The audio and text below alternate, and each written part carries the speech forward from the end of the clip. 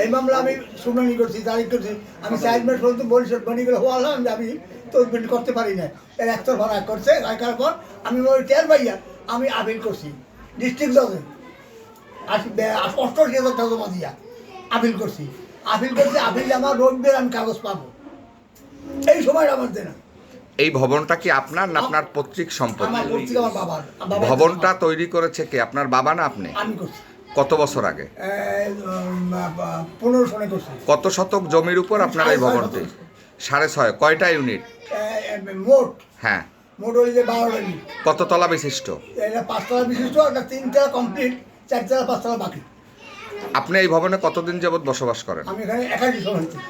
আজকে যদি আমি বার বলি, বুধবার 17/2/2026 সনের দুপুর 1:30 সময় আপনার বাড়ি থেকে মালামাল কেবা কাহারা উচ্ছেদ করছে। কি জন্য উচ্ছেদ করলো?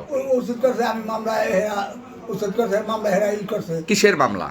উচ্ছেদ মামলা করছে একটা। কে করেছে, তার নাম কি? রুহুল আমিন। সে কি করে? সে বিদেশে থাকে। কোন দেশে থাকে? দুবাই।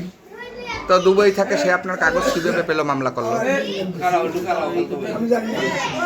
এ কি আপনার পরিচিত আত্মীয় স্বজন? আমার একটা বাড়িতে ছিল না। আচ্ছা, মামলা করার পর আজকে আপনার মালামাল কে নামালো? পুলিশ নামাইছে, প্রশাসন নামাইছে, আর কতগুলো গুন্ডা বাহিনী আছে এরা বাড়ি ধরিয়া আমার পরিবার আমার মারছে, হাতুড়ে বাড়ি আছে, মাথা ফাটাইছে।